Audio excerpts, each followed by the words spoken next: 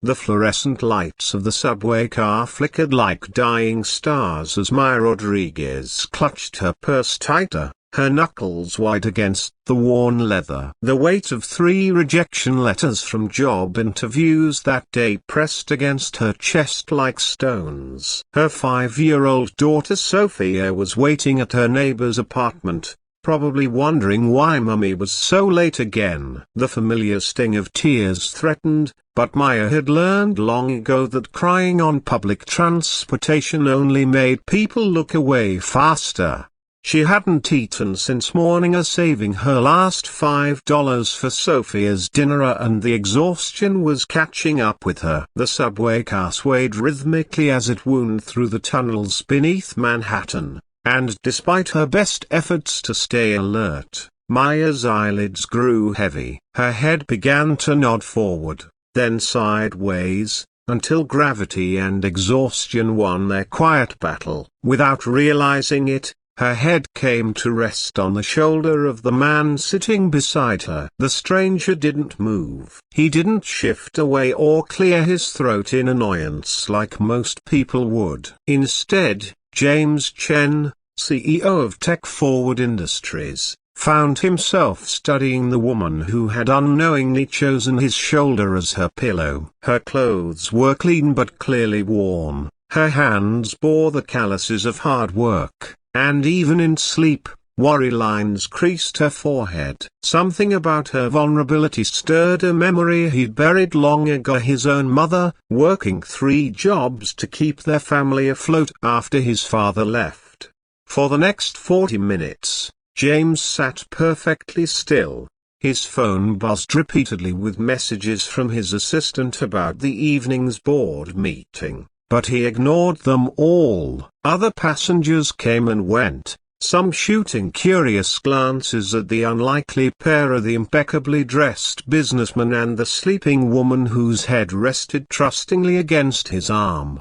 When Maya finally stirred as the train pulled into her station, she jerked awake with mortification flooding her cheeks. "Oh my God, I'm so sorry," she whispered, scrambling to gather her things. "I didn't mean to. I haven't been sleeping well and It's perfectly fine," James said gently, his voice carrying none of the irritation she expected. "Really?" Maya rushed toward the opening doors, but not before James caught a glimpse of the job rejection letters spilling from her purse. Something compelled him to follow. "Wait," he called out, stepping onto the platform just as the doors closed behind them. She turned, her dark eyes wide with surprise and a hint of fear. In her world, strange men following you off trains rarely meant anything good. "I'm sorry, I don't mean to frighten you," James said quickly,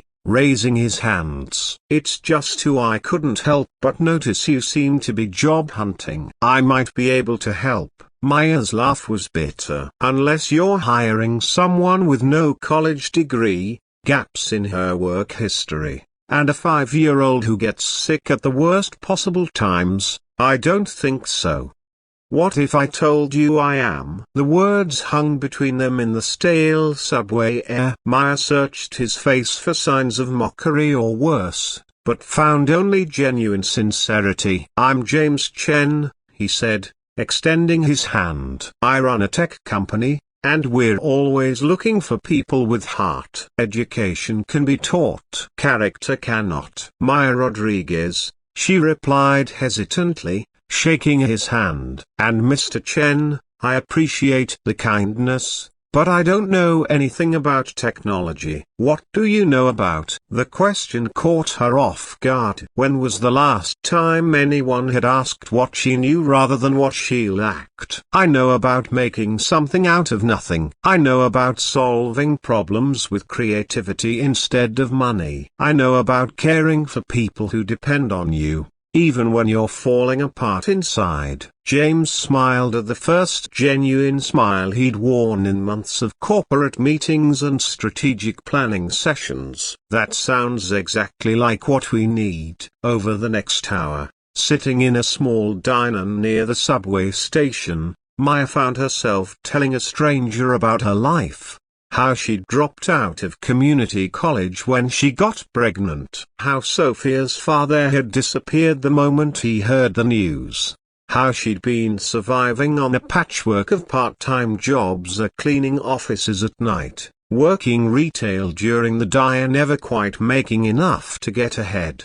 James listened without judgment, occasionally asking questions that showed he was truly hearing her story. When she finished, he was quiet for a moment. "Maya, I'm going to make you an offer, and I want you to think carefully before you answer. I'd like you to come work for our company. We have a customer service position open. It's entry level, but it comes with full benefits, including health insurance and childcare assistance. More importantly, it comes with opportunities to grow." Maya's hands trembled as she reached for her coffee cup. "Mr. Chen, I don't understand. You don't even know me." "I know enough. I know you're someone who works 3 jobs to support her child. I know you're someone who's resilient enough to keep going despite constant rejection. And I know you're someone who's humble enough to fall asleep on a stranger's shoulder and apologize for it." Tears finally came, spilling over despite Maya's best efforts to contain them. "Why are you doing this?" James was quiet for a long moment,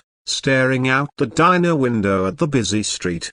25 years ago, my mother was exactly where you are now. Single, struggling, convinced the world had no place for her. A stranger gave her a chance here, just one chance here, and it changed everything. Not just for her, but for me too. What happened to her? She went on to start her own business. She put me through college. She taught me that success means nothing if you don't use it to lift others up. He met Maya's eyes across the table. "She always told me that someday I'd meet someone who needed what that stranger gave her. I think that day is today." Maya wiped her tears with the napkin, trying to process what was happening. "Mr. Chen, I need you to know I'm not looking for charity." "This isn't charity, Maya. This is investment. I'm investing in someone I believe in." 3 months later, Maya stood in front of the bathroom mirror in her new apartment. Nothing fancy, but clean and safe, with Sophia's artwork covering the refrigerator and toys scattered across the living room floor. She adjusted the lanyard around her neck, still amazed to see her own name printed on the company ID badge. The job had been everything James promised and more. The work was challenging but rewarding. Her colleagues had welcomed her warmly, and for the first time in years, she could sleep through the night without worrying about next month's rent. But the most profound change wasn't in her circumstances, it was in her daughter. Sophia, who had grown quiet and withdrawn during their hardest times, was laughing again. She talked about her new after-school program, about the friends she was making, about the books she was reading. "Mommy," Sophia had said the night before, "you're different now. You smile like you used to." As Maya walked into the tech-forward offices that morning, she found James waiting by her desk with a small wrapped box. "What's this?" she asked, accepting the gift with surprise. "Open it." Inside was a small silver pin in the shape of a subway car, with an inscription on the back, "For reminding me that the most important journeys happen when we are brave enough to lean on each other." "James, I don't know what to say." "Say you will remember this feeling," he replied, "because someday, you're going to be in a position to change someone else's life. When that day comes, I hope you'll remember what it felt like to have someone believe in you." Maya looked around the issue at her colleagues who had become friends, at the opportunity board showing advancement paths, at the photo on her desk of Sophia grinning in her new school clothes. 6 months ago, she couldn't have imagined any of this. "I'll remember," she promised. And she did. 2 years later, when Maya had been promoted to team leader and was interviewing candidates for new positions, She found herself looking beyond resumes and credentials. She looked for heart. She looked for resilience. She looked for people who understood that sometimes the most profound connections happen in the most unexpected moments. The woman sitting across from her desk reminded Maya of herself, tired, worried, but determined. Her work history was spotty. Her references were thin, but when Maya asked her what she knew about, the answer came straight from the heart. I know about never giving up, even when everything seems impossible. Maya smiled, remembering a subway ride that had changed everything. That sounds exactly like what we need. The circle of kindness James had started with a simple act of human decency continued to expand, touching lives in ways he'd never know, because that's how hope works. So it spreads from person to person, from stranger to stranger, transforming ordinary moments into extraordinary possibilities. Sometimes the most life-changing journeys begin not with a destination in mind, but with the simple decision to let someone rest their weary head on your shoulder.